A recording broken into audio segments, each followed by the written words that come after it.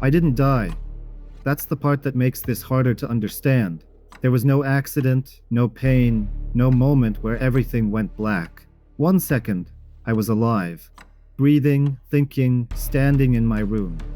And the next, something subtle but irreversible changed. At first, it felt like a strange disconnection, like jet lag for reality. Sounds seemed distant, colors felt flatter. My own movements felt slightly delayed, as if my body and the world were no longer perfectly synchronized. I remember thinking I was tired, maybe sick, something temporary. I had no idea that I was already slipping out of the world without leaving it.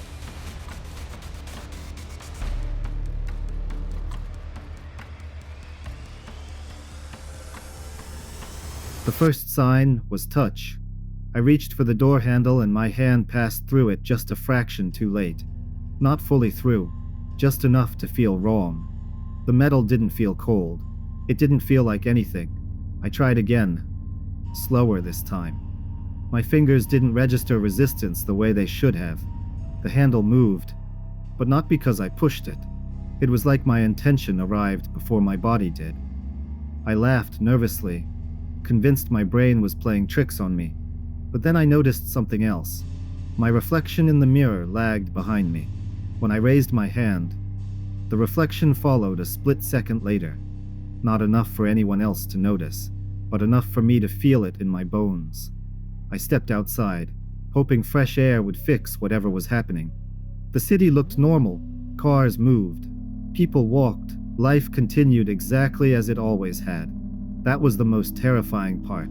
Nothing was broken, except me. I tried speaking to a stranger, asking for directions just to hear my own voice bounce back from another human. My mouth moved. I felt the shape of the words form, but no sound came out. Not silence. Absence. The man walked past me as if I wasn't there. No reaction. No glance. I tried again. Louder. Closer. Nothing. That's when I realized the truth I'd been avoiding. I wasn't invisible. I was irrelevant to the physical world. I tested it carefully at first. I stood in front of people. I waved my arms. I shouted. No one reacted. A woman walked straight through me, and for a brief moment, I felt something colder than fear. A pressure inside my chest, like two spaces trying to occupy the same place.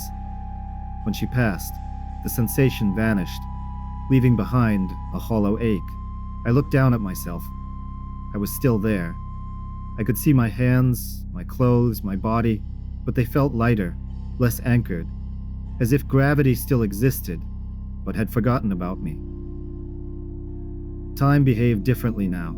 Hours passed strangely, sometimes too fast, sometimes barely at all. I stopped feeling hunger, then thirst. My heart still beat, but quietly, like it was doing so out of habit rather than necessity.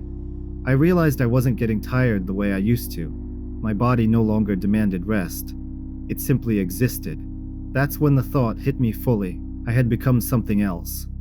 Not dead, not alive, something in between. A ghost, without ever dying. I returned home, hoping familiar space would ground me. My apartment was unchanged. Every object was where I left it, but none of it belonged to me anymore. I sat on the couch. It didn't compress under my weight. I lay on the bed. The sheets didn't wrinkle. I screamed into a pillow that didn't muffle anything because my voice never reached it.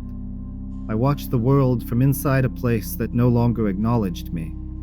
And slowly, painfully, I understood what being a ghost really means.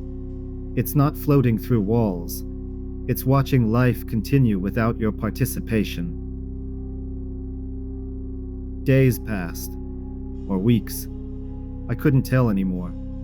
I followed people I knew. Friends, family. They moved on. They laughed. They worried about things that now felt small and distant to me. I stood inches away from conversations I used to be part of, unable to interrupt, unable to comfort, unable to matter. I learned something cruel in that time. Most people never feel when someone leaves. Life absorbs absence effortlessly. The world doesn't echo when you disappear. It just fills the space with something else. Strangely, not everything ignored me. Animals sometimes paused near me. Dogs stared into empty space where I stood, ears raised, confused. Cats watched me with calm awareness, their eyes tracking movements no human could see. Small children looked at me longer than they should have, tilting their heads, sensing something they couldn't name. But even they never spoke to me. It was like I existed on the edge of perception, detectable but unreachable. At night I noticed places that felt heavier. Old buildings, empty rooms, corners where the air seemed thicker. When I stood there, I felt more solid, more present, as if these places remembered others like me. I began to understand why ghost stories always happen in the same locations. It's not because ghosts are tied to places. It's because places are the only things that still respond to us. I tried to leave, to go far away, to step into somewhere new and see if the world would take me back. But distance didn't work the way it used to. No matter how far I walked, something pulled me back. Not to a location, but to a state. I was tethered to the moment I stopped belonging. I hadn't crossed over. I hadn't moved on. I was paused. Eventually, I stopped trying to interact. I became an observer.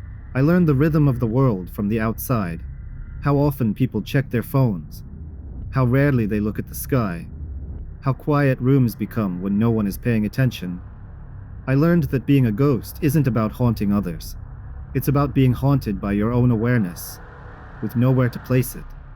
The scariest realization came slowly. I wasn't fading. I wasn't disappearing. I was stable, permanent. Whatever I had become wasn't a temporary glitch. It was a state of existence. Consciousness without influence. Presence without impact.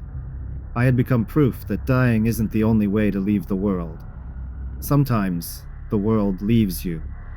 I don't know if there's a way back. I don't know if this is what ghosts have always been. Not souls of the dead, but people who slipped sideways out of reality. Missed a step. Fell between layers. If that's true, then ghosts aren't restless because they're angry or unfinished. They're restless because they're still here, still thinking, still watching, still waiting for something to notice them again. And maybe that's the most unsettling thought of all, that you don't have to die to become a ghost. You just have to stop being part of the world. Thanks for watching. If you enjoyed this impossible journey, subscribe to Never Possible for more explorations beyond human experience.